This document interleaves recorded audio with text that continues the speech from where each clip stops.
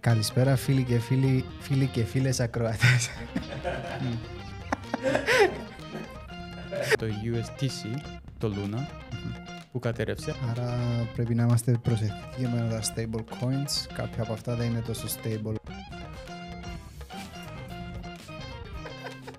Ο αλγόριθμος από ό,τι φαίνεται δεν δούλεψε. Πολλά λεφτά χάθηκαν, εκατομμύρια. Είναι μόνο ο τζόγος, ας πούμε. Έχεις παρόμοια στρατηγική για τα υπόλοιπα coins? Προσπαθεί να μείνεις. Πάμε παρατήρηση ρε.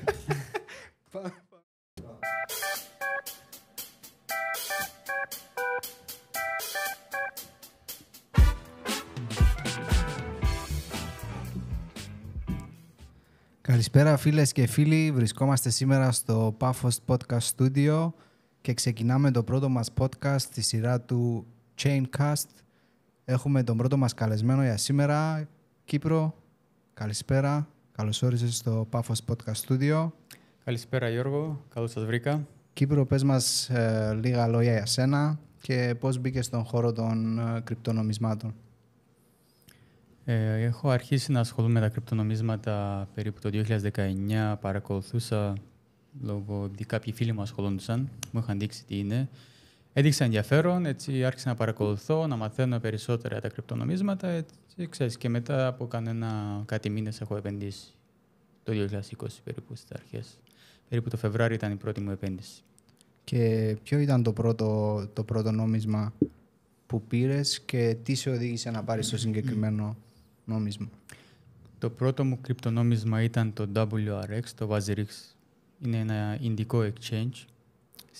Συνεργαζόταν με την Binance. Και το έβλεπα εγώ, βασικά το παρακολούθησα αρκετό καιρό. Και γιατί αποφάσισα να το πάρω, σκέφτηκα ότι η Ινδία έχει πάνω από 1 δισεκατομμύριο κόσμο. Και λέω, άμα αρχίσουν να ασχολούνται όλοι αυτοί, πιο πιθανόν το συγκεκριμένο νόμισμα θα ανέβει πολύ, όπως το είδαμε το BNB, η Binance που ήταν κάτι cent και πήγε $600-700 το νόμισμα της Binance. Είχα σκεφτεί και εγώ ότι μπορεί να γίνει το ίδιο πράγμα και με το WazirX.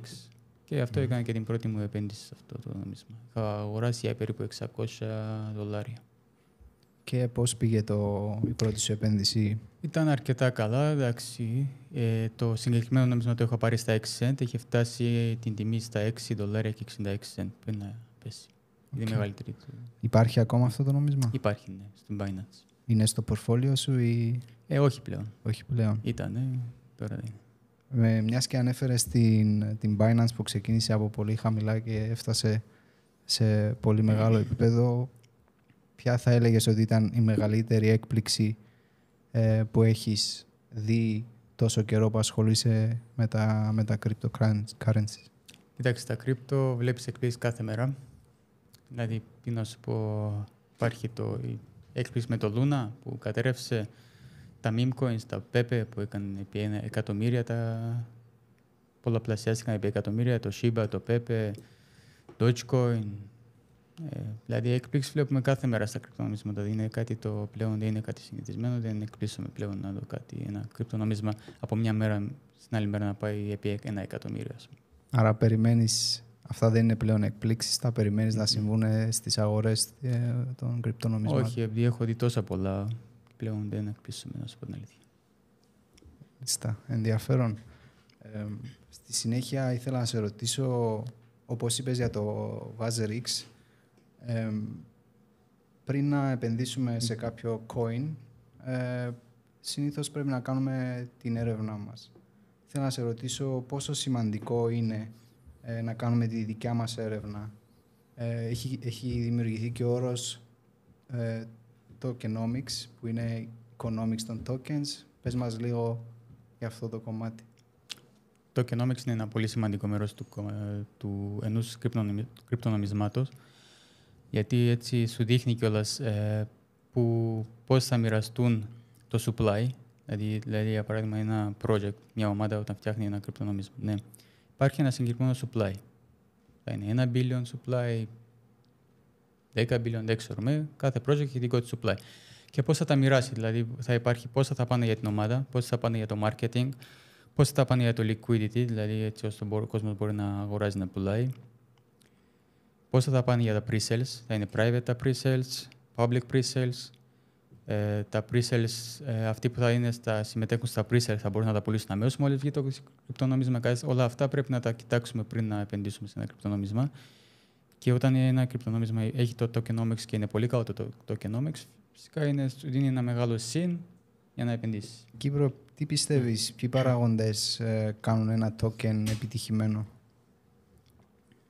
Η ομάδα πίσω από το token, το utility, σε τι θα χρησιμεύσει αυτό το συγκεκριμένο token, τι προσπαθεί να πετύχει, αν ο σκοπός του κρυπτονομισμάτος, το συγκεκριμένο που θες να επενδύσει, προσπαθεί να λύσει ένα πρόβλημα που υπάρχει στην αγορά. Είναι πολύ σημαντικό. Δηλαδή, αυτά είναι ένα από τα key elements που βλέπουμε πριν να επενδύσω. Δηλαδή, άμα είναι κάτι που ήδη υπάρχει, έτσι να σας δώσω ένα παράδειγμα που, για παράδειγμα, κάποιος έφτιαξε ένα κρυπτονόμισμα που είναι όπως το Ethereum, για παράδειγμα. Ακριβώς το copy του Ethereum. Πόσο chance να πετύχει αυτό το κρυπτονόμισμα? Όχι, αφού υπάρχει το Ethereum, είναι εκεί ψηλά, δύσκολο να ρίξει το Ethereum κάτω. Εντάξει, υπάρχει ας πούμε, η Solana, που είναι παρόμοια με το Ethereum. Μπορείς να φτιάξεις κρυπτονόμισμα, είναι ένα chain δικό της. Απλώς το Solana σου προσφέρει φυσικά πιο χαμηλά fees. Και έτσι ώστε μπορούν όλοι να φτιάχνουν και κρυπτονομίσματα και project πας στην Solana. Αυτό είναι το καλό του Solana. Φυσικά πιστεύω ότι ένα καλό κρυπτονόμισμα θα είναι αυτό που προσπαθεί να λύσει τα προβλήματα που υπάρχουν στον χώρο. Άρα δηλαδή, ας πούμε, κάποιοι που δεν γνωρίζουν ή δεν κάνουν την έρευνά τους μπορεί να επενδύσουν σε λάθος coins που δεν έχουν utility στην ουσία και να χάσουν τα λεφτά τους. Μάλιστα, ναι. Άρα τώρα λίγο πιο συγκεκριμένα σε σένα και στο δικό σου το κομμάτι, εσύ σαν Κύπρος, τι βλέπεις πριν να αγοράσεις ένα coin και λες «Αχ, αυτό θέλω να το έχω στο portfolio μου»? Όπως είπα, θα διαβάσω το white paper, τι προσπαθεί να πετύχει η ομάδα, ποιος είναι ο σκοπός του κρυπτονομισμάτος, tokenomics,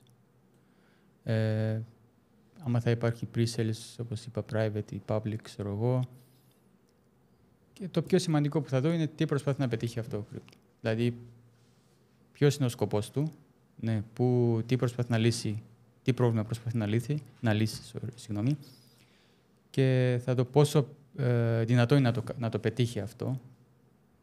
Δηλαδή, ας πούμε, άμα ξέρεις, να είναι κάτι που να είναι μέσα στα πλαίσια λογικής. Σου λέει ότι ας πούμε, ξέρεις, θέλω να σταματήσω την πείνα στον κόσμο. Πώς θα μπορείς να πετύχεις αυτό με το κρυπτονόμισμα? Και όμως υπάρχουν τέτοια. Λέω για παράδειγμα, σου έδωσα ένα παράδειγμα. Δηλαδή να είναι μέσα στα πλαίσια λογικής που ένα κρυπτονόμισμα προσπαθεί να λύσει κάποιο συγκεκριμένο πρόβλημα που μπορεί να λυθεί. Λίγο πιο συγκεκριμένα, ας πούμε, τελευταία σου αγορά που θα πούμε, τι είδες και είπες ότι εγώ θα το πάρω αυτό το coin? Η τελευταία μου αγορά για long-term project που έχω αγοράσει είναι το Ator. Το Ator επειδή προσπαθεί να λύσει ένα πρόβλημα με το privacy, που έχουμε ένα πρόβλημα με το privacy. Τι πρόβλημα έχουμε με το privacy? Δεν υπάρχει privacy. Δηλαδή, όσον αφορά τις αγορές μας με τις κρύπτο. αγορές μας, το ίντερνετ, που δηλαδή, δεν έχουμε, δηλαδή είναι όλα public. Δηλαδή, τα δεδομένα μοιράζονται. Δηλαδή, όπως οι μεγάλες εταιρείες, Facebook, Instagram, ξέρω εγώ, ή TikTok, μοιράζουν τις πληροφορίες μας. Δεν υπάρχει privacy σε αυτό το τομέα. Δηλαδή, οι πληροφορίες μας, τα δεδομένα μας, τις έχουν δεν ξέρω και εγώ πόσα άτομα. Και μπορούν να πέσουν στα χέρια, ξέρεις, των απατεώνων και ξέρω εγώ. Άρα και το Ator προσπαθεί να λύσει αυτό το κομμάτι μέσω του blockchain, ας πούμε. Μέσω του blockchain, μέσω του privacy. Θέλει να δημιουργήσει ένα δικό του network. Έτσι όπως είχε κάνει η Helium, για παράδειγμα, και έγινε πολύ πετυχημένο. Ήταν πολύ καλό το project το Helium. Έχει φτάσει στα 6-7 δισεκατομμύρια market. Νομίζω και πιο πολλά έχει πάει. Δεν θυμάμαι. Μπορείς να μας πεις τι ήταν το project του Helium? Helium προσπαθεί να κάνει ένα network δικό της. Είναι όπως το internet, ας πούμε.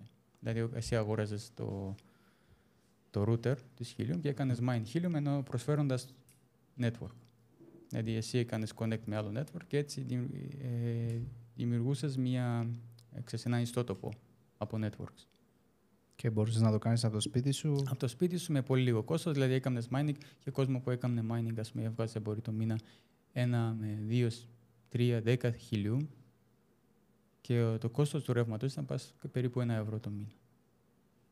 Και όταν λέμε 1-10 Helium, ας πούμε, πόσα Η ήταν? τιμή του ήταν $50-60. ευρώ, Ναι. 50-60 δολάρια. Μάλιστα. Στη συνέχεια, Κύπρο, θα θέλαμε λίγο να μας πεις το ρόλο των token burns και του staking, το μηχανισμό του staking και πώς λειτουργεί αυτό στο environment των cryptocurrencies. Δηλαδή, token burns, τι είναι? Είναι όταν η ομάδα που έχει το project, η εταιρεία ή συγκεκριμένο άτομο, άμα είναι στα meme coins, λένε θα κάψουμε το token που έχουμε εμείς. Η ομάδα συνήθως έχει ένα συγκεκριμένο ποσό των token και αυτό είναι καλό, δίνει πιο πολύ, ενθαρρύνει τους επενδυτές να επενδύσουν στο project τους, γιατί σου λένε αυτοί καίνε supply, λιγοστεύει το supply, έτσι και ανεβαίνει και η τιμή του token. Πρόσφατα είχαμε δει πριν κάτι μέρες ο Andrew Tate είχε κάψει 150 εκατομμύρια αξίας του token του, που νομίζω είναι ένα μεγάλο βήμα, γιατί δεν θα έκαναν και πολύ αυτό. Να κάψει 150 εκατομμύρια αξίας tokens σε μια εποχή που ξέρεις, υπάρχει πείνα και ξέρω εγώ, είναι ένα μεγάλο ρίσκο που πήρε και το έκανε αυτό το πράγμα. Το staking φυσικά είναι ένα... Όπως υπάρχουν και τα καλά και τα κακά του staking, να σου πω έτσι. Τα καλά ότι σου κλειδώνεις τα λεφτά σου ή βάζεις τα κρύπτο σου στη συγκεκριμένη περίπτωση και σε ανταμείβει η πλατφόρμα με ένα συγκεκριμένο ποσό. Μπορεί να είναι 5, 10, 20% τον χρόνο. Το ξέρουμε αυτό και από τις τράπεζες. Οι τράπεζες το έχουν αυτό. Ξέρεις, σου λένε κλείδωσε 10.000 για παράδειγμα 3 μήνες, θα πιάσεις 5% τον χρόνο, που είναι 125 ευρώ σε 3 μήνες θα βγάλεις. Δηλαδή, χωρίς να κάνεις τίποτα, τα λεφτά σου απλώς είναι εκεί κλειδωμένα. Δεν μπορείς να τα ξεκλειδώσεις.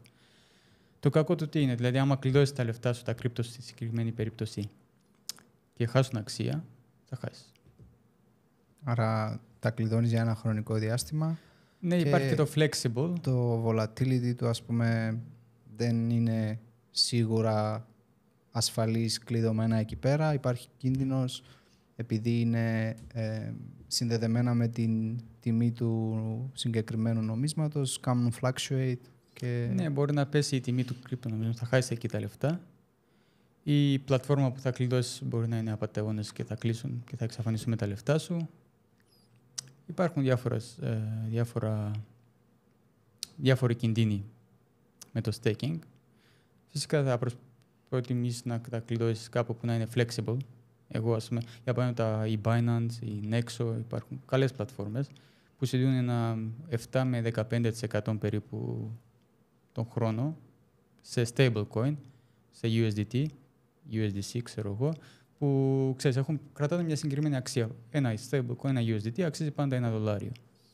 Και έτσι δεν χάνεις τίποτα. Δηλαδή το μόνο που θα έχεις να χάσεις είναι, ας πούμε, επειδή εμείς στην Κύπρο αγοροπουλάμε με ευρώ, ότι η αξία του δολαρίου ενάντια του ευρώ θα πέσει. Εκεί μπορεί να χάσεις. Μου δίνεις μια ευκαιρία τώρα να πω ότι θεωρείς ότι είναι μια εναλλακτική της τράπεζας και των καταθέσεων που σου δίνουν, ας πούμε, οι τράπεζες εδώ στην Κύπρο πολύ μικρό ποσοστό στις καταθέσεις σου, οπότε ο κόσμος έχει μια εναλλακτική να κλειδώσει τα savings του και να παίρνει ένα καλό interest πάνω σε αυτό, επειδή βλέπουμε στις παραδοσιακές τράπεζες κλειδώνεις τα λεφτά σου για ένα μεγάλο χρονικό διάστημα, παίρνεις πάρα πολύ μικρό interest, ναι, πολύ μικρό, και σου κόβουν και λεφτά επειδή σου κρατάνε τα λεφτά σου κάθε τρίμηνο, εξάμηνο. Δηλαδή αυτά που σου δίνουν σου τα κόβουν από τα fees που σε παίρνουν. Δηλαδή, ας πούμε, κάθε εξάμηνο, τρίμηνο σου παίρνουν $10-20 fees τράπεζα λόγω για να έχεις λογαριασμό εκεί. Είναι αυτά που σου δίνουν.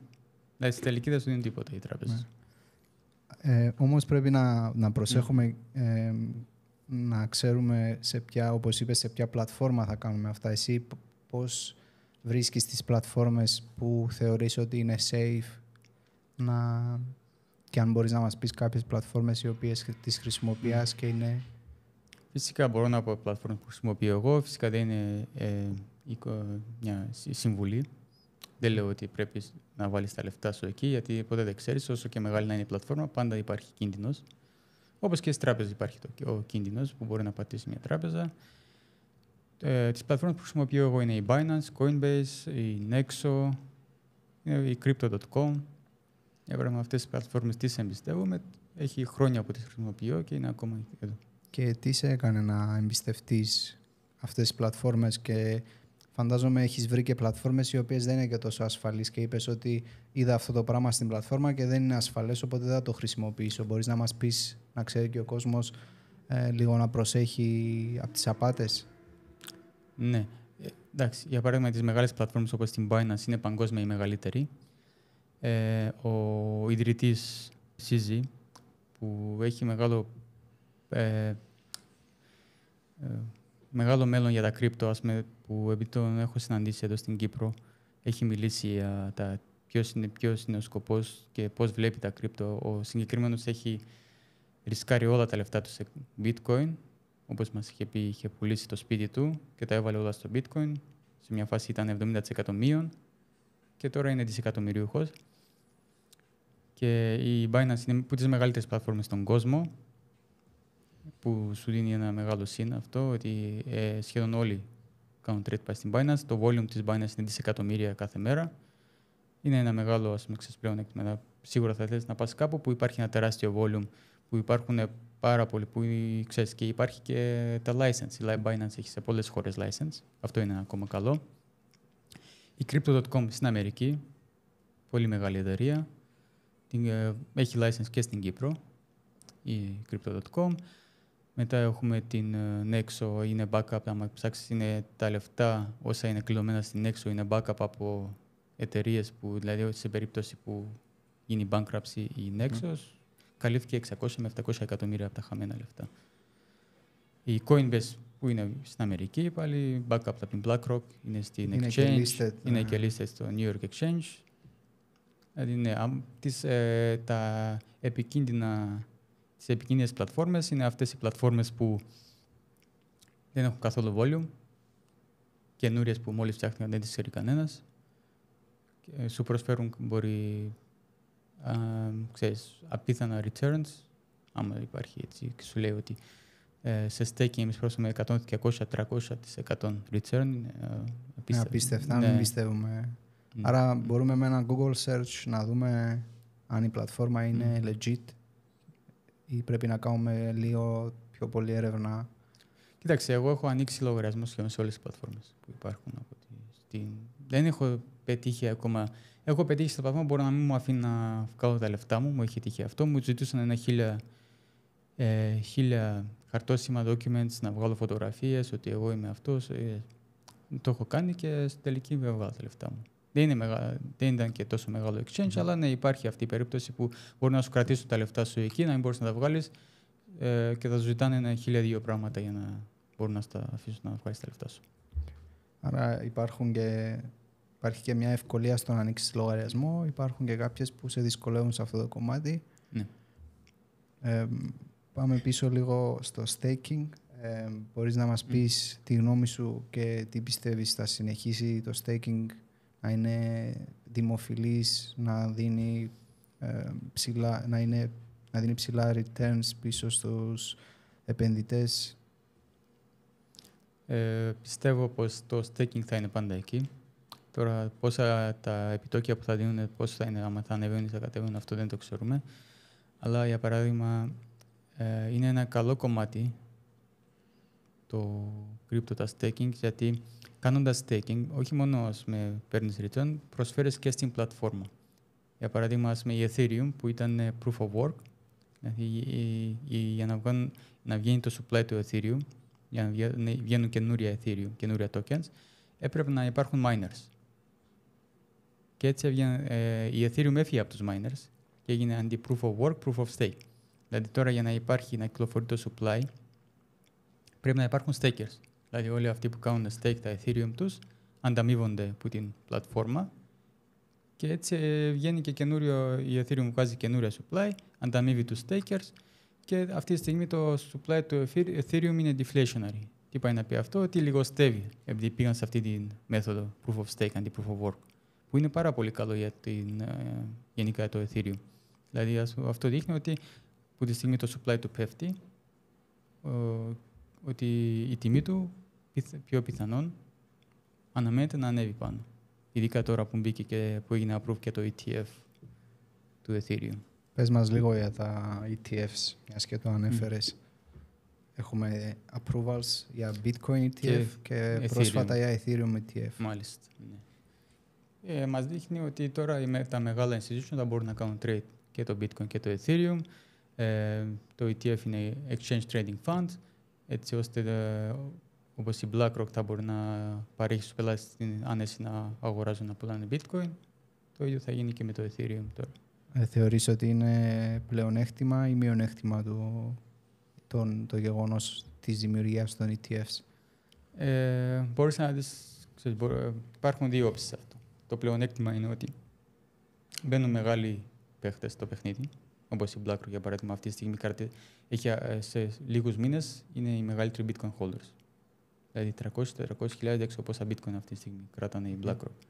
Αυτό είναι ότι η τιμή θα ανεβαίνει γιατί μπαίνουν μεγάλα λεφτά μέσα και το άλλο είναι ότι η BlackRock θα έχει το μεγαλύτερο έλεγχο στα κρυπτονομίσματα. Δηλαδή μπορεί να ελέγχει τη τιμή, άμα θέλει να τη ρίξει θα πουλήσει, άμα θέλει να την ανεβάσει θα αγοράσει.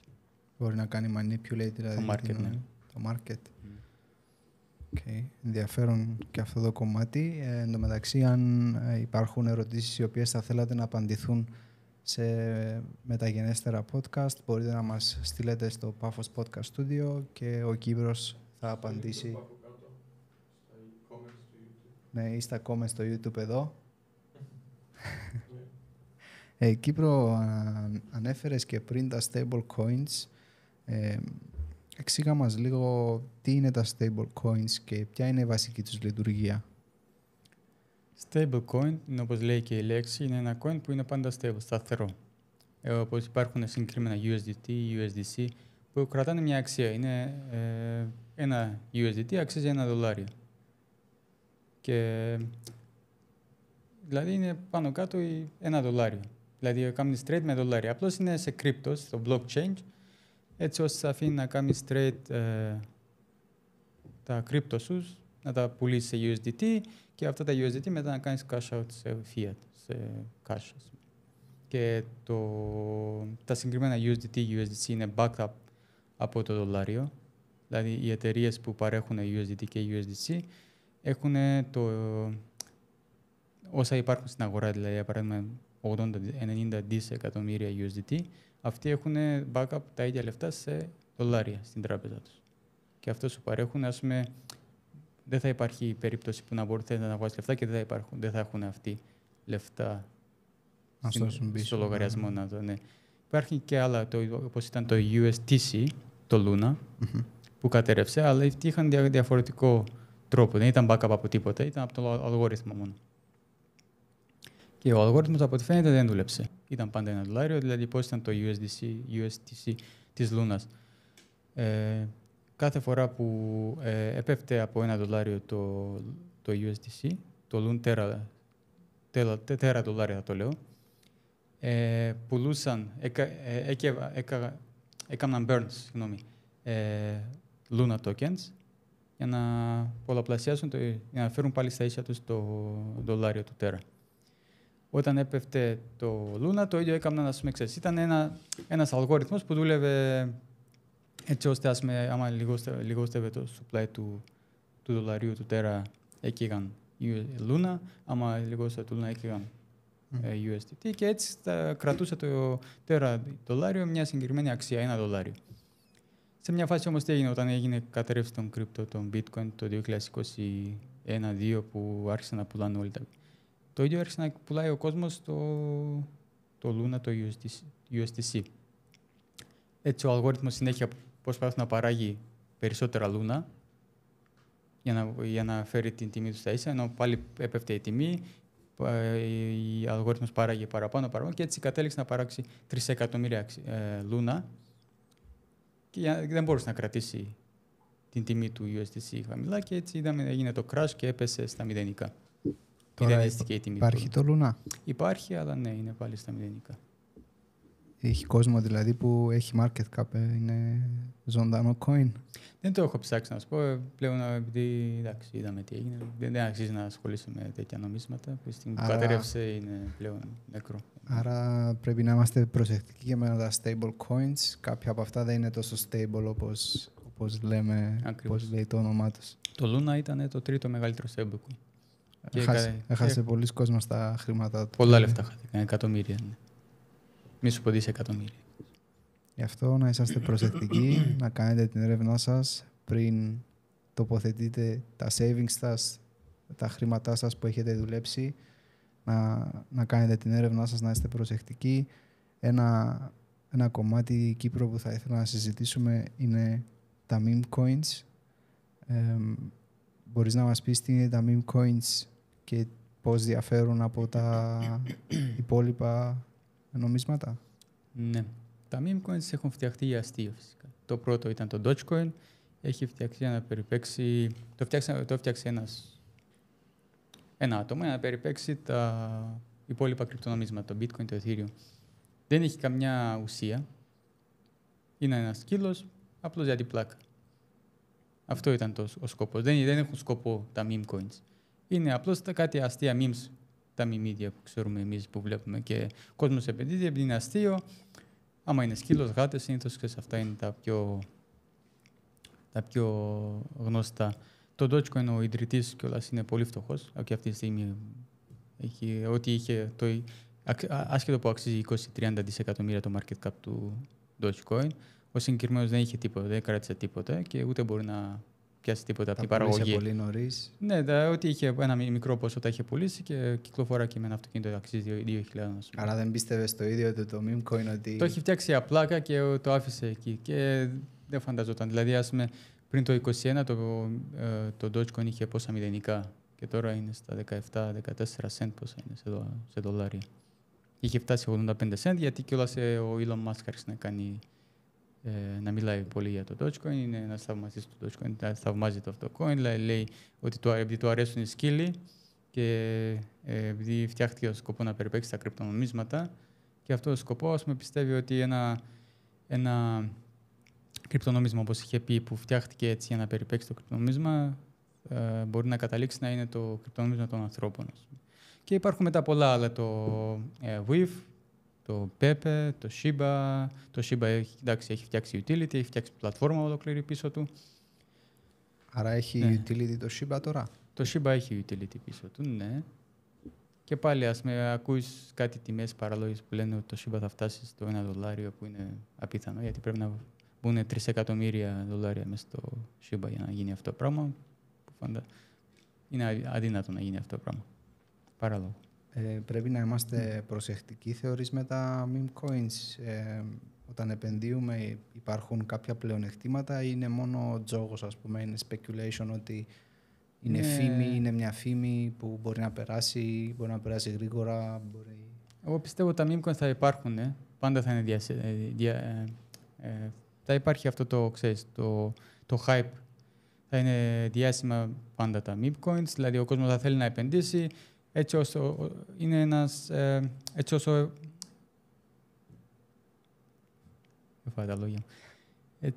όσο γρήγορα μπορείς να βγάλεις λεφτά στα meme coins, μπορείς και να χάσεις. Δηλαδή μπορείς να βγάλεις πολλά λεφτά στα meme coins. Δηλαδή τα meme coins, όπως είχαμε πει πριν, όπως για παράδειγμα το Pepe, είχε πάει κάτι επί εκατομμύρια έγινε η τιμή του. Δηλαδή υπήρχε περίπτωση που κάποιος είχε επενδύσει $150 στο Pepe και που τα πούλησε 2-3 εκατομμύρια. Δηλαδή υπάρχει και αυτή η περίπτωση ότι μπορεί σε μια μέρα ή σε μια εβδομάδα, σε ένα μήνα, να γίνεις εκατομμύριος από μια μέρα στην άλλη. Πιστεύεις ότι είναι από έρευνα που μπορείς να κάνεις τόσα χρήματα ή πρέπει να είσαι και λίγο τυχερός να πετύχεις τέτοια περίπτωση στα κρυπτο? Θέλει λίγο και τα meme coins θέλουν έρευνα. Ας πούμε, εγώ και εγώ επενδύω στα meme coins. Είναι όσοι είναι μέσα στα κρύπτο, σίγουρα θα έχουν βάλει μέσα στα meme coins. Εγώ ήμουν ενάντια παλιά, αλλά τώρα άρχισα, επειδή βλέπω τι γίνεται, είναι τόσο διάσημα, που είπα και εγώ να άρχισω να επενδύσω. Εντάξει, δεν μιλάμε για μεγάλα ποσά. Δεν βάζουμε τρελά ποσά στα meme coins. Τα meme coins είναι μόνο είναι σαν τζόγος, όπως να πάω στο καζίνο, καλύτερα να επενδύσεις στο meme coins. Δηλαδή δεν έχω να κάνω. Ξέρεις, το καζίνο έχεις να κάνεις με το καζίνο. Παίζεις εναντίον του καζίνο. Στα meme coins παίζεις εναντίον των άλλων ανθρώπων. Δηλαδή, άμα όλοι πιστέψουν σε ένα project, θα πάει πάρα πολύ ψηλά και θα βγάλεις λεφτά. Και πρέπει να κάνεις σίγουρα έρευνες στα meme coins. Εγώ έχω μια στρατηγική που ακολουθώ που κάνω την έρευνα μας. Όταν βγαίνει ένα meme coin στην αγορά, θέλω να δω αυτός που το έφτιαξε, άμα έχει αγοράσει μόλις βγήκε ένα συγκεκριμένο ποσό του supply. Υπάρχουν οι ιδρυτές που μόλις βγάλουν το meme coin τους αγοράζουν 70-80% του supply και μετά τα μοιράζουν σε 100 wallets. Έτσι ώστε ξέρεις, αυτός κρατά όλη την αγορά. Δηλαδή, άμα ο κόσμος αρχίζει να αγοράζει, αυτός μπορεί να τα πουλήσει όλα και να χάσει την αξία τους. Και όλοι θα χάσουν τα λεφτά τους. Βλέπεις αυτό. Βλέπεις άμα είναι όντως αστείο αυτό το meme coin που βγήκε.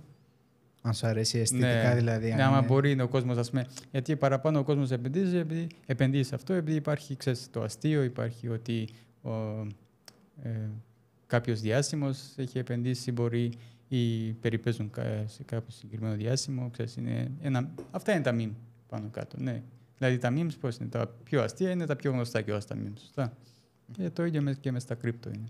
Έχεις παρόμοια στρατηγική για τα υπόλοιπα coins ή διαφέρει η στρατηγική σου? Όχι, για τα meme coin είναι τελείως διαφορετικά. Τελείως διαφορετικά. Ναι. Okay.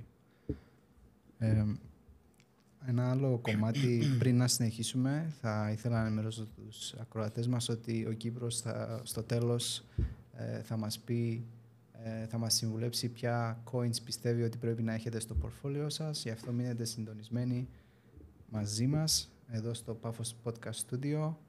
Κύπρο, πες μας λίγο τι είναι τα NFTs και τι διαφορά έχουν για αυτά από τα παραδοσιακά cryptocurrencies. Το NFTs είναι συνήθως, πώς λέγεται, non-fungible token. Non-fungible token. Ναι. Υπάρχουν διάφορα είδη NFTs. Δηλαδή μπορεί να είναι ένα παιχνίδι, μπορεί να είναι απλώς μια εικόνα και το κάνεις μέσω blockchain. Δηλαδή, ας πούμε, είναι μέσα στο blockchain, ξέρεις, ας πούμε, και εσύ είσαι original owner αυτού του NFT. Ναι, είναι μια εικόνα, είναι ένα JPEG, όπως λέμε, αλλά από τη στιγμή που είναι στο blockchain και είναι από τη συγκεκριμένη collection των NFTs, ξέρεις, εσύ είσαι ο ιδιοκτήτης του συγκεκριμένου. Όσο όποιος μπορεί να το κατεβάσει κιόλας, δεν θα είναι το ίδιο. Υπήρχαν πάρα πολλά γνωστά, οι μαϊμούδες, CryptoPunks, Sandbox και διάφορα άλλα Axie Infinity που είχαν βγει, ας πούμε, που ήταν όλα σε NFT. Μερικά είναι παιχνίδια, μερικά είναι απλώς. Με τις μαϊμούδες έγινε πολύ γνωστό επειδή πολλοί διάσημοι άρχισαν να αγοράζουν, ποδοσφαιριστές, Neymar και ξέρω εγώ, ο Snoop Dogg. Τα υπόλοιπα ήταν παιχνίδια, απλώς ο κόσμος, ας πούμε, παίζοντας παιχνίδια έβγαζε λεφτά. Γι' αυτό είναι ένα καλό κομμάτι που σου προσφέρουν τα NFTs και τα gaming coins, ότι μπορείς να βγάλεις λεφτά και παίζοντας παιχνίδια. Είδαμε ότι τα τελευταία χρόνια έχει λίγο, δεν είναι τόσο δημοφιλής. Πιστεύεις ότι θα συνεχίσουν να μην είναι δημοφιλής ή θα υπάρχει κάποιο utility και θα ξαναεπανέλθουν στη μόδα τα NFTs? Τα NFTs πιστεύω πως ναι. Εγώ πιστεύω ότι θα υπάρχει και το utility να κάνουμε NFT συγκεκριμένα πράγματα. Για παράδειγμα, άμα εσύ αγοράσεις ένα σπίτι και να έχεις και σε NFT κιόλας. Δηλαδή, σαν τα κοτσάνια. Δηλαδή, θα είναι στο blockchain διαθέσιμα και έτσι μπορείς να μεταφέρεις, ας πούμε, και δεν μπορεί ούτε κανένας να τα κάνει copy. Και ξέρεις, το blockchain είναι publicly available. Ο καθένας μπορεί να μπει να δει σε ποιον ανήκουν αυτά τα κοτσάνια. Μπορεί να έχεις μέσα το κοτσάνι του σπιτιού σου πας στο blockchain και κάποιος να θέλει να το αγοράσει, θα σου προσφέρει αυτό και θα το πουλήσει μέσω blockchain. Είναι ένα κομμάτι που μπορεί να γίνει και είναι αρκετά ενδιαφέρον. Υπάρχουν ήδη αυτά ή είναι στο μέλλον? Νομίζω είχαν συζητηθεί, δεν έχω κοιτάξει άμα όντως άρχισαν να τα φτιάχνουν κιόλας, αλλά ναι, μερικοί άρχισαν ήταν στα σχέδια να γίνει, ας πούμε, από μερικές εταιρείες. Τώρα, άμα έγινε, δεν έγινε, δεν ξέρω να σου πω την αλήθεια. Επίσης, τα NFTs έχουμε δει μια σημαντική χρησιμότητα ήταν για τους artists που θα μπορούσαν να έχουν τα δικαιώματα είτε των σχεδίων που ζωγράφιζαν είτε της μουσικής τους. Ξέρεις να μας πεις προς αυτό το κομμάτι αν υπάρχει ακόμα ή αν το χρησιμοποιούν οι artists ή στο μέλλον θα το χρησιμοποιούν, είναι ωφέλιμο για τους artists, αν έχει κάποιον artist που μας βλέπει τώρα να χρησιμοποιήσει τα NFTs για να προστατεύσει την περιουσία του, ας πούμε, την καλλιτεχνική του περιουσία. Φυσικά, ναι, άμα είναι μέσα στο blockchain, αυτό πάει να πει ότι δεν μπορεί να το κάνουν copy. Και άμα ξέρουμε ο συγκεκριμένος artist είναι ενωμένο πάνω στο blockchain, το wallet το δικό του, ξέρουμε σε ποιον θα ανήκει, ποιος είναι ο original owner του art ή της μουσικής.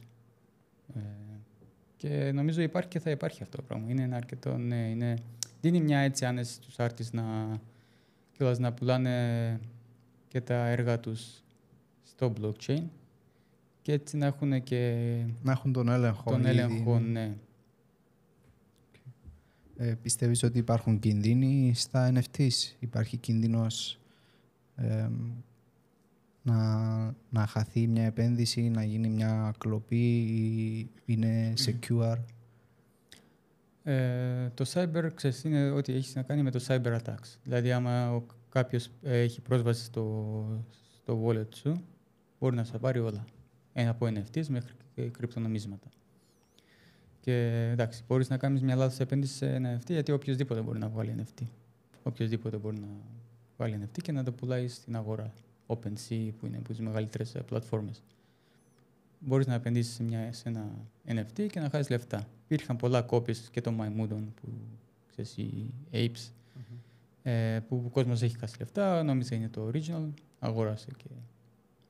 Μπορείς να μας πεις λίγες συμβουλές στο πώς να είμαστε προσεκτικοί αφού έχουμε κάνει την επένδυση, τι πρέπει να προσέχουμε για να είναι ασφαλείς οι επένδυσεις μας? Δηλαδή, άμα τα έχεις στο πορτοφόλι σου, τα NFTs και τα κρύπτο σου, δεν θα μοιραστείς ποτέ τις 12-24 λέξεις που σου δίνει το πορτοφόλι. Είναι το security code που λέμε.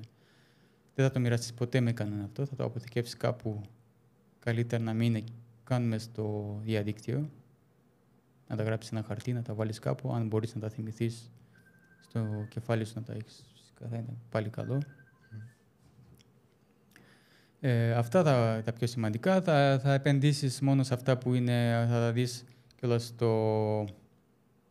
στην official σελίδα της εταιρείας που θα βγάλει το NFT. Θα δεις ότι όντως είναι αυτά. Δηλαδή, άμα δεις κάτι, για παράδειγμα, που βάζει κάποιος και μια μεγάλη εταιρεία, σου λέει τώρα η FIFA, σε παράδειγμα, θα βγάλει NFTs. Εντάξει. Και κάποιος θα βλέπεις το OpenSea, μπαίνεις στο OpenSea και βλέπεις υπάρχουν, FIFA, ομάδες, ποδοσφαιριστές εκεί, NFTs. Και θα βλέπεις σε μια καλή τιμή $100. Σίγουρα θέλεις να επενδύσεις γιατί πιστεύεις ότι αυτά μπορεί να πάει και 10.000 μετά το ένα. 2-3 χιλιάρικα το ένα. Αλλά πριν να τα αγοράσεις, καλύτερα να μπεις και στην FIFA να δεις ότι όντως είναι της FIFA αυτό. Γιατί ξέρεις, η FIFA σίγουρα θα έχει link που θα σε πετάει στα NFTs εκεί. Ναι. Άμα τα βγάλει. Ένα σημαντικό κομμάτι που ανέφερες και εσύ είναι η ασφάλεια. Πώς βλέπεις τα cyber attacks και τις κινήσεις που κάνουν οι εταιρείες για να αποφύγουν τα cyber attacks σχετικά με τα κρυπτονομίσματα και γενικά τις απάτες που γίνονται? Υπάρχουν κινήσεις, υπάρχουν νομοθεσίες, υπάρχουν οδηγίες που εκδίδονται για να είναι ασφαλής ο επενδυτής να μην χάσει τα χρήματά του? Κοιτάξτε, αυτός ο τομέας συνήθως εξελίσσεται. Δηλαδή, οι εταιρείες προσπαθούν πάντα να καλυτερεύσουν το security τους. Τα cyber attacks πάντα θα υπάρχουν, δηλαδή οι hackers είναι πολύ έξυπνοι και πάντα και αυτοί εξελίσσονται. Πάντα θα βρουν, το λάθος και θα προσπαθούν να βρουν έναν τρόπο, να μπουν μέσα στο λογαριασμό της εταιρείας, να κλέψουν όσα πιο πολλά μπορούν. Στα κρύπτο έχουν κλαπεί στο 2 με 3 δισεκατομμύρια. 2 με 3 δισεκατομμύρια έχουν κλαπεί σύνολο από cyber attacks. Πιστεύω σίγουρα πρέπει πάντα να προσέχουμε, αλλά και ο πιο ασφαλής τρόπος άμα επενδύσεις στα κρυπτονομίσματα είναι να έχεις ένα cold wallet, όπως το Ledger για παράδειγμα ή το Tezos. Μπορείς να μας εξηγήσεις για αυτά τι είναι? Το cold wallet είναι όπως το USB, ένα συγκεκριμένο είναι hardware, δηλαδή το έχεις μαζί σου. Το ενώνεις μόνο, δηλαδή όταν θέλεις να κάνεις μια συναλλαγή. Δηλαδή αγόρασε ένα κρυπτονόμισμα σε μια πλατφόρμα, τα στέλνεις εκείνη τη στιγμή στο hardware σου και αποσυνδέεται. Δεν είναι συνδεμένο στο ίντερνετ ποτέ αυτό. Δηλαδή δεν υπάρχει κανένας cyber attacks, δεν μπορεί να σε χακάρει. Ναι. Εκεί έχουμε τον κίνδυνο, μην χάσουμε το USB. Το USB ή τις λέξεις κλειδί που ξέρεις, στο Ledger έχει 24 λέξεις είναι και άμα τις χάσεις αυτές, έχεις ακούσει που έχει χάσει ένα στο USB του με 300 εκατομμύρια bitcoin, ναι. Ναι, και έχει πληρώσει πόσα λεφτά και το έψαχνε μέσα εκεί που πετάνε τα σκουπίδια, ξέρεις. Ελπίζουμε να τα βρει και ο άνθρωπος. Αν και δεν νομίζω. Πήγαν χαμένα 300 εκατομμύρια. Αλλά έχει και αυτά μέσα στα κρύπτο. Υπάρχουν και αυτά. Πιστεύεις ότι η νομοθεσία γενικά στην Κύπρο ή ανά το παγκόσμιο βοηθάει την αγορά των κρύπτο ή είναι εναντίον των κρύπτο? Βλέπουμε ότι οι νομοθεσίες βγάζουν δυσκολεύουν φυσικά τους αγοραστές και τους επενδυτές των κρυπτονομισμάτων, αλλά φυσικά προσπαθούν και οι τράπεζες και οι κυβερνήσεις να κάνουν έτσι ώστε να αποφύγουν τις απάτες. Αλλά γενικά, εντάξει, είναι... Τι να σου πω... Οι νομοθεσίες νομίζω παραπάνω είναι χειρότερες για τους επενδυτές παρά... Είναι μειονέκτημα του κρύπτο, ας πούμε. Πιστεύεις υπάρχουν κάποιες χώρες που είναι πιο ευνοϊκές? Για παράδειγμα, η Κύπρος είναι μια χώρα που είναι ευνοϊκή για να ασχολείσαι με τα κρύπτο? Ή υπάρχουν νομοθεσίες από την κεφαλαίου αγορά, κάποιο σκρούτινι το οποίο θα σε εμποδίζει να ασχοληθείς με τα κρύπτο? Στην Κύπρο δεν υπάρχει κάτι συγκεκριμένο για τα κρύπτο. Πιστεύω είμαστε λίγο πίσω σε αυτά. Για παράδειγμα, έχω ζήσει στη Ρουμανία πρόσφατα και είναι πολύ πιο μπροστά από την Κύπρο στα κρυπτονομίσματα η Ρουμανία. Δηλαδή έχεις την ευκολία, έτσι όπως περπατάς, υπάρχουν exchanges που αλλάζουν νομίσματα, ξέρεις, ευρώ σε λei. Μπορείς να μπεις εκεί και να αλλάξεις και κρυπτονομίσματα. Δηλαδή να τους στείλεις ή να τους δώσεις cash και να σου στείλουν κρυπτονομίσματα ή να τους στείλεις κρυπτονομίσματα Bitcoin, Ethereum, USDT και να σου δώσουν cash. Στην Κύπρο δεν το έχουμε αυτό. Κάτι λέγανε θα ψηφίσουν για τα κρυπτονομίσματα, κάτι θα βγάλουν κάποια... Όσον αφορά τον έλεγχο, να υπάρχει κάποιος έλεγχος, ας πούμε, αυτός που αγοράζει, να μπορούμε να τον φορολογήσουμε, ας πούμε, ή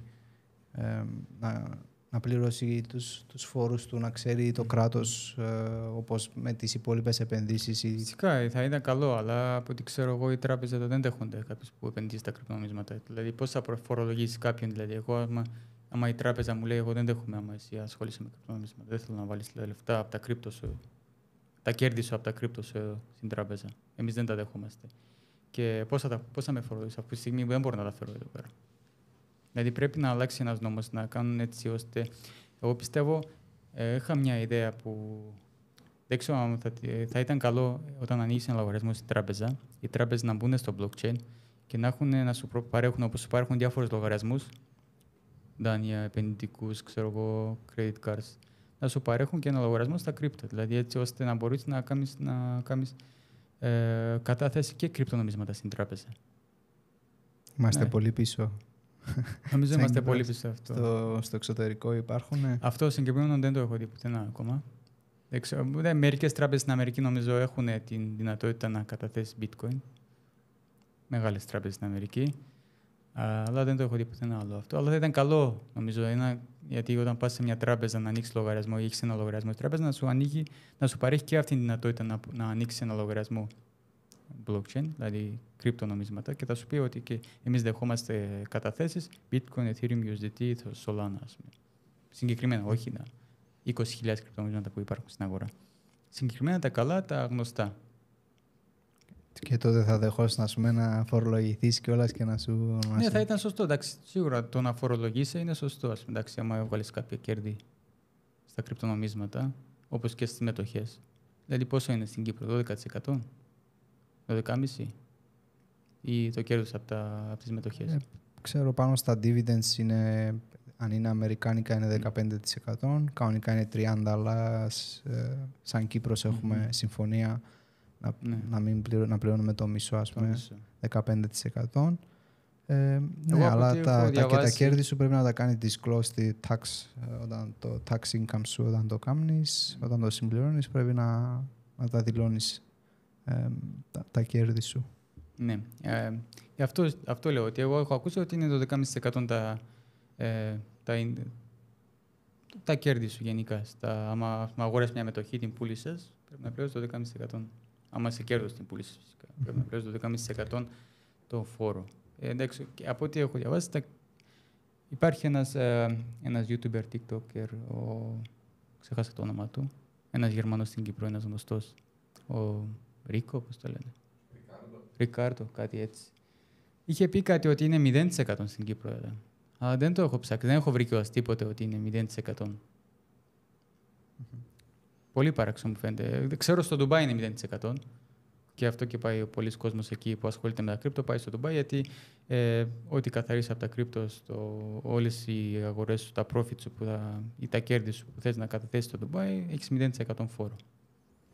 Πιστεύεις θα είναι εύκολο να γνωρίζει το κράτος και να φορολογεί αυτά τα κέρδη, αφού είναι, ας το πούμε, στο blockchain, το οποίο είναι anonymous, τα transactions είναι anonymous, ας πούμε, ή μέσω των exchanges ή των wallets που έχεις θα μπορεί να γίνει κάποιος έλεγχος μέσω αυτών των εργαλείων?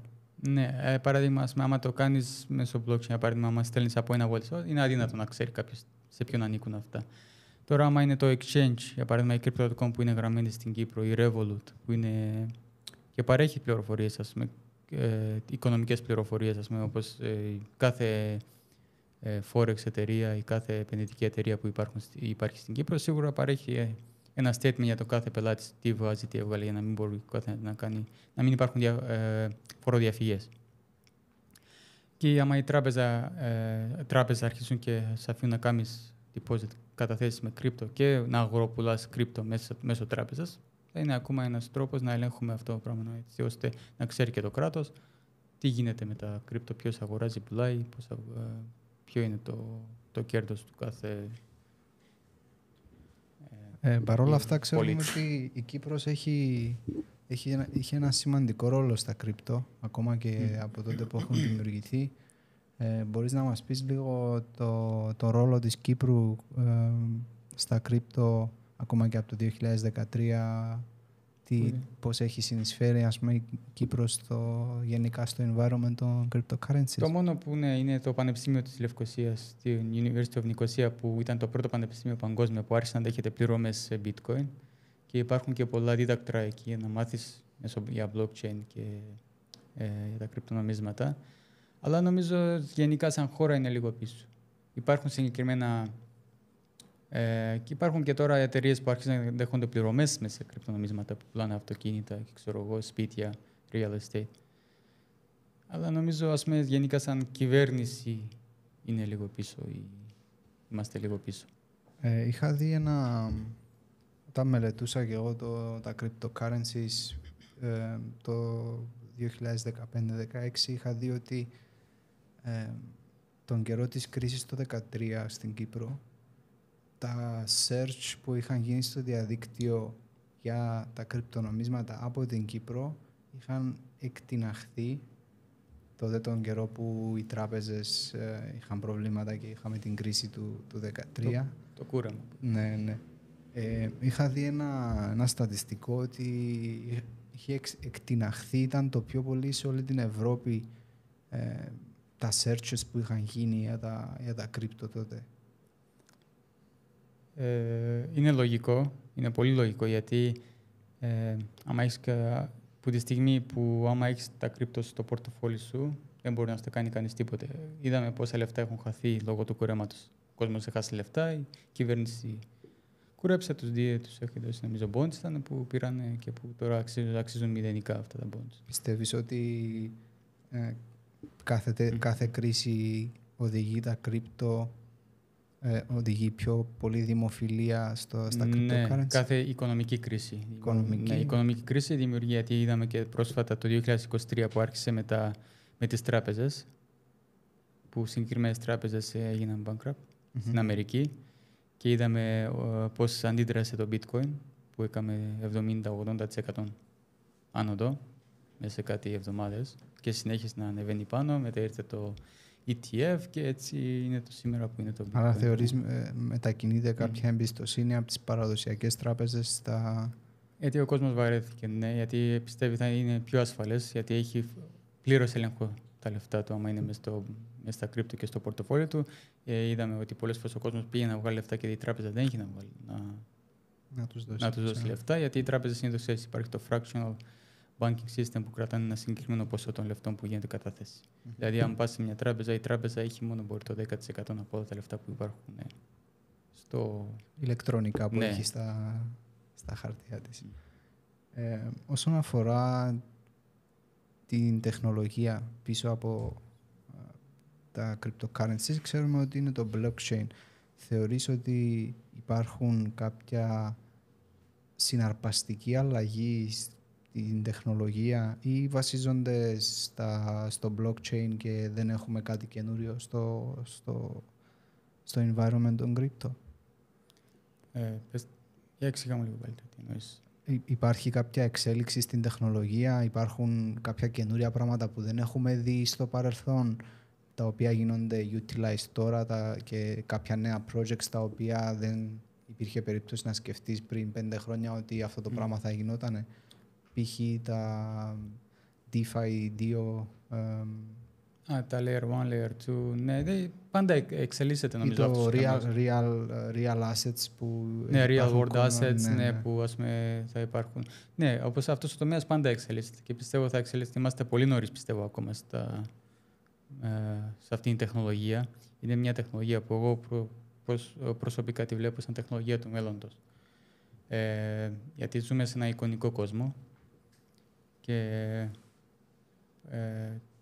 το blockchain μας προσφέρει τη δυνατότητα να γίνουν τόσα...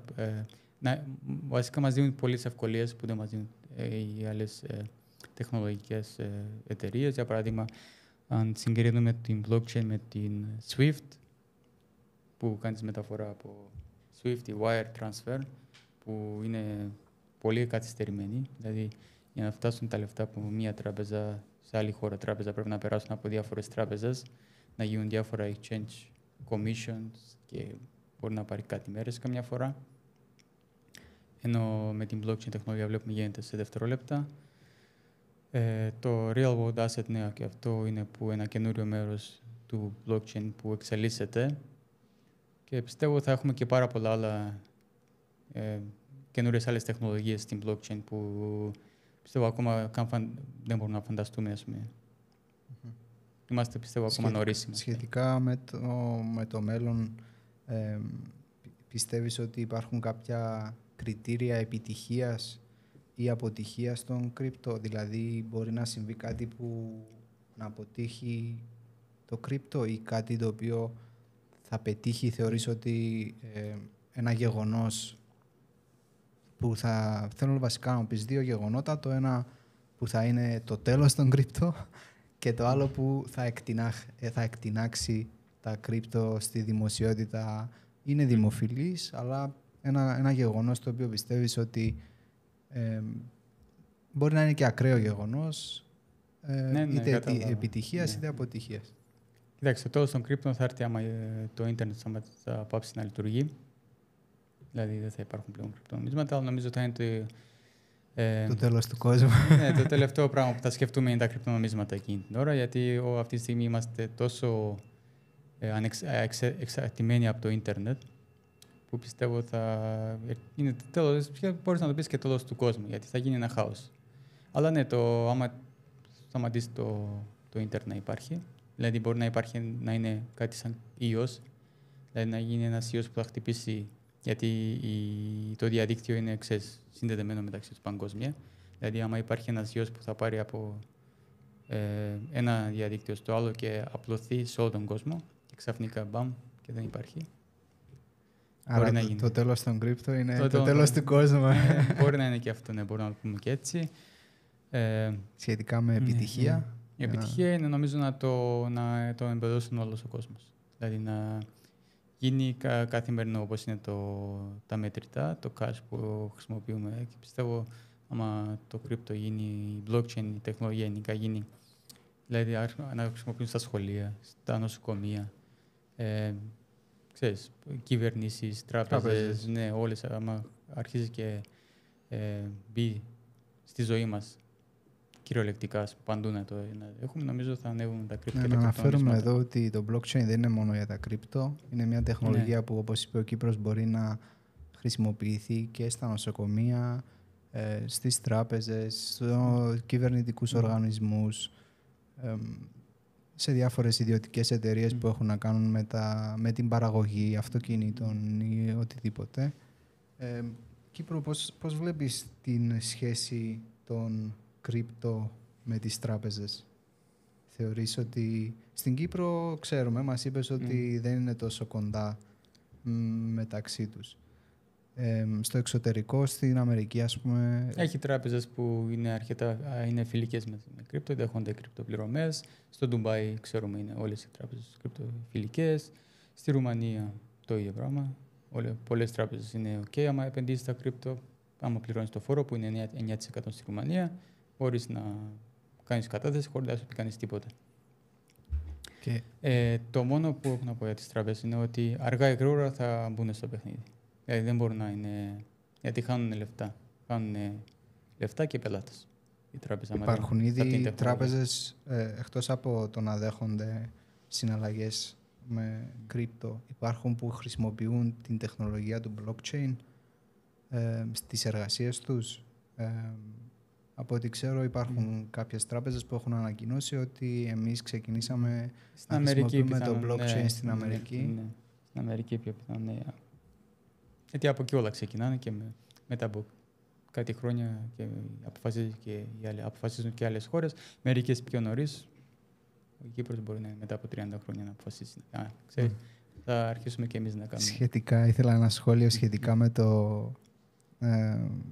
με το καλό και το κακό ακραίο γεγονός.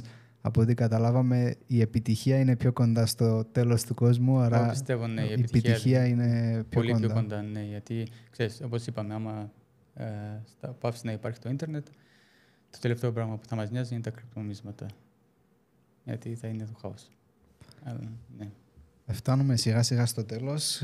Κύπρο, θα ήθελα να μας πεις λίγες συμβουλές που θα έδινες σε κάποιον που ξεκινάει τώρα την πορεία του στα κρύπτο. Τι πρέπει κατά τη γνώμη σου να έχει στο μυαλό του όταν επενδύει στα κρυπτονομίσματα? Υπάρχει κίνδυνος στα κρυπτονομίσματα. Υπάρχει κίνδυνος όπως υπάρχει κίνδυνος σε κάθε επένδυση. Είναι και μετοχές, δεν υπάρχει τίποτα το ασφαλής. Θα πρέπει πάντα να επενδύσεις τα λεφτά που δεν θα σε πειράξουν να χάσεις. Δηλαδή δεν θα μπαίνεις ποτέ να βάζεις όλα τα λεφτά σου μέσα στα κρυπτονομίσματα, μέσα σε οτιδήποτε. Όταν κάνεις μια επένδυση πρέπει να είσαι λίγο νούσιμος. Ποτέ μην μπαίνεις με όλα τα λεφτά σου σε καμιά επένδυση. Πριν να επενδύσεις σε κάτι, φυσικά θα κάνεις ένα research. Δηλαδή θα το ψάξεις να δεις αυτό το κρυπτονόμισμα τι είναι, τι προσφέρει, ποια είναι η κίνηση του, να ψάξεις να δεις το market cap του, πού μπορεί να φτάσει. Δηλαδή το market cap είναι πολύ σημαντικό. Δηλαδή άμα είναι δισεκατομμύρια το market cap, πόσο μπορεί ακόμα να πάει? Θα πάει? Είναι στα high του? Να προσπαθείς να βλέπεις ότι είναι... εγώ προσωπικά δεν θα επενδύσω σε ένα κρυπτονόμισμα που κάνει καινούρια high.